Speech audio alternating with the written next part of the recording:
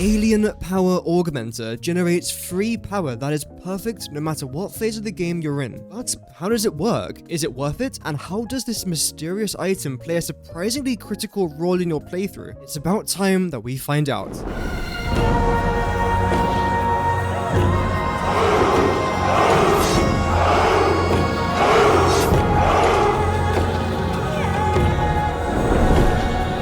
Let's start with the basics. You can unlock the Alien Power Augmenter right here in the MAM.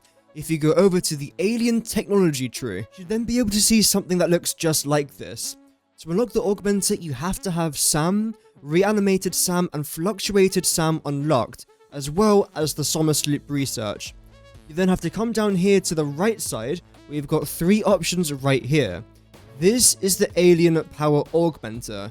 And this is something else that we also need that I'll get onto in just a moment's time. For anyone curious, on the left side we've got the Dimensional Depot upgrades, but you need Mercer Spheres for this. I do highly recommend doing this as well, but this is not part of today's video. And to unlock said Power Augmenter, you are going to need 1 Somersloop, 100 SAM fluctuators, and 50 computers. Then, just like that, you've got yourself the Alien Power Augmenter. Do be cautious though, because this thing's rather large. It takes up roughly a 3x3 foundation chunk. However, how much is this thing to actually build? As we can see, it costs 10 Somersloops, 50 SAM fluctuators, 100 cable, 50 encased industrial beams, 25 motors, and 10 computers.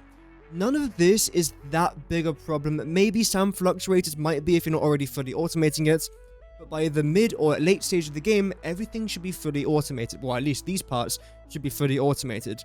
The one problem you're probably going to encounter though are the Somersloops, and that's because there's a very limited amount of Somersloops in your Satisfactory playthrough. I understand there are ways to exploit the game where you can get an infinite amount of Somersloops, Mercer Spheres, and discs, all that sort of stuff, but I don't really promote exploits here on this channel. Instead, what you can do is you can go around and collect all the Somersloops. There are 106 in total, and they are spread out all across the map. There is an app called Satisfactory Calculator that shows you essentially every single node, item, cave, the world borders. You can see this red line going around the outside of the map. It's a really cool app, and I'll be leaving it as a link in my description below. So again, there's 106 Somersloops. So how comes I said that this thing generates free power? Well, that's rather simple. Well, when it comes to our biomass burner, of course we need biomass or mycelia. When it comes to our coal generator, we need coal or sulfur if you really want to make compact coal, or petroleum coke, which comes from crude oil. When it comes to our fuel generator, you then need crude oil, which essentially makes all of this stuff over here. And of course, when it comes to our nuclear power plants, you need these three items here. That requires a ton of uranium, iron, probably copper, limestone, and a bunch of other resources as well to actually make these fuel rods. However, with our power augmenter, all you have to do is just place it down, and, well, there you go, you've done it. As long as you have those 10 Somersloops required. That is why I said it's free power, because it requires no raw resources, unlike all of these. Geothermal Generator is another fantastic example of this. That's because all you have to do is find a geyser, place down your geothermal generator, then there you go, you've got yourself a good amount of power. It's not necessarily stable since the power does fluctuate with these things. However, it's still a very good, technically free source of power, which is very good, again, in Satisfactory. So now that we understand the basics of the power augmenter, let's get into the more difficult stuff, and that is power generation. And I know this is very hard to understand, but don't worry, I'm going to break it down to make it so much easier. So let's say that your factory is currently producing 1000 megawatts worth of power. You then place down an Alien Power Augmenter, which means you generate an additional 500 megawatts. So now you're generating 1500 megawatts worth of power, except now you also get an additional 10% from the Alien Power Augmenter. But you don't get 10% of this or 10% of this, it's 10% combined, which is now 1500. 10% of 1500 is 150. So now you are generating 1650 megawatts worth of power, even though technically your factory is only making 1000. So again, to find the additional 10%, it's everything that you're producing in your factory plus the 500 of the power augmenter. And of course, the more power augmenters you have, the more this increases. So as you can imagine, especially late game when you're generating tens of thousands, if not hundreds of thousands worth of power, this goes up dramatically. So, is the Alien Power Augmenter worth it? In my opinion, absolutely. The only downside is the amount of Somersloops you end up consuming. Having said that, this video is far from over, because there's one more thing I really want to try and talk about, and that is this, the Alien Power Matrix. But why is it relevant to this? When we come back over here to our Alien Power Augmenter, we can see that there is this thing right here. Essentially, if we add in 5 Alien Power Matrix per minute into our Power Augmenter, we can have a power boost from 10% to 30%. So the question is the Alien Power Matrix worth it? And again, you can unlock this thing right underneath the Alien Power Augmenter. And here is the recipe. It doesn't look too complicated, but the total power might shock you. I mean, it definitely shook me. So the very first thing that we need is our excited photonic matter. This is generated for free in the converter. Next up, we need our 15 SAM fluctuators, which isn't too bad. You do have to consume 360 SAM per minute, but overall it's not dreadful. Especially if you use your pure iron ingot, this saves you on a bunch of iron. As you can see here as well, I've used iron wire and iron pipe. You also have to make 15 synthetic power shards per minute, involving even more SAM, quartz crystal, and coal. You also need more raw quartz, coal, and excited photonic matter. So to make your power shards, this is not cheap at all. Especially if you've used the diamond recipe that I've used, which requires the quartz crystal and coal. That's because it saves you a bunch of coal, and I actually quite like it. Bear in mind, just making your power shard uses the quantum encoder, which uses thousands of megawatts worth of power.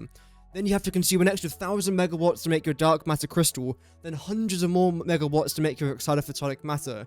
So this one recipe alone consumes thousands of megawatts worth of power and resources. The last thing that we then need is our superposition oscillator, where yet again we need dark matter crystals, which again consume tons of power. We also need crystal oscillators, which aren't too bad in regards to power. It's not dreadful, it could have been a lot worse. And we also need some aluminium, because what's a satisfactory recipe without aluminium at this stage of the game? And of course, some more excited photonic matter, which, you've guessed it by now, consumes a lot of power. So in total, this is what we are dealing with. It is quite a chunky recipe, especially because of the superposition oscillator. But let's have a very quick look at the power requirements, and of course, the resources required as well. And yeah, this is where things get unbelievable. Starting off with the power, because otherwise I will have like some emotional breakdown if I don't cover this quickly. We need 29 converters. 29, which consumes anywhere between 11,550 megawatts, being the average, to 14,250 megawatts, being the most amount of megawatts that you are going to consume. We also need 7 quantum encoders, consuming an average of 7,000 megawatts, or 14,000 as the maximum. 1 particle accelerator, consuming 1,000, or between 1,000 and 1,500 megawatts.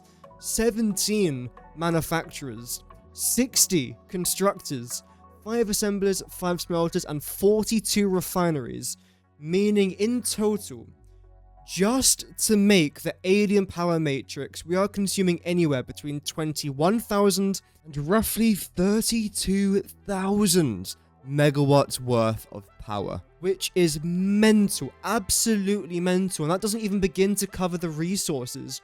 If you use the same recipes I use, which, in my opinion, are very, very good, because it saves you on thousands of coal, you need 422 iron, 705 excited photonic matter, which again is technically a free resource, 960 SAM, 1,104 water, and no, by the way, I didn't include the water extractors in the power cost, so that again increased the power cost even further, 1,277 raw quartz, 1,440 coal, but again, if you don't want to use raw quartz, that's completely fine, but you're most likely going to end up consuming between 5, 6, maybe even 7,000 coal per minute, just to make your 5 Alien Power Matrix. You also need 18 copper per minute, which sounds like a bit of a laugh when compared to the last 3 items, 135 bauxite, and 13.5 crude oil per minute. Unless I've calculated something crucially wrong, which as far as I'm aware I haven't done, this is stupid, and I just don't see the point in doing this. Let's go back to our example from earlier. If your factory's making 1,000 megawatts plus the 500 from the power augmenter, plus the 150 that you get from the additional percentage, which is great. Again, that's 1,650. But now, rather than 10%, you get 30%. So now you're generating 1,950 megawatts worth of power. But you're now consuming roughly 32,000. Which, that's not 32,000, that's 32,000. So you're actually losing 30,000 megawatts worth of power here. Not to mention, you have to have Phase 5 unlocked to even make the Alien Power Matrix. Let's make things a little bit more spicy.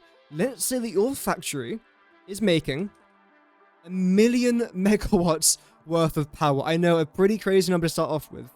And then again, you've got yourself your 1 power matrix.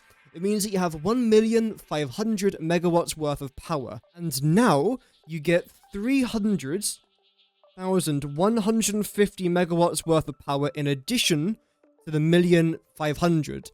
So in total, you get 1,360,650 megawatts worth of power. Where now, if you were to add that all together, then minus the 32,000, it now seems worth it.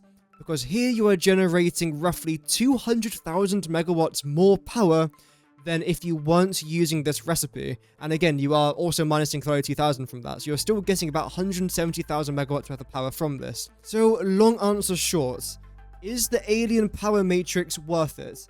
Yes, only if you are consuming or producing, should I say, a lot of power already. If you've already got a factory that isn't producing a lot of power, then no, it is not worth it at all. However, I still believe no matter what stage of the game you're in, if you've got a lot of Somersloops left over, then this machine, the Alien Power Augmenter, is worth it. I think it's great. I think the fact it doesn't consume any raw resources is brilliant, and I definitely recommend it, again, no matter what stage of the game you're in. If you found today's video helpful, don't forget to drop a like. Thank you for watching, and goodbye.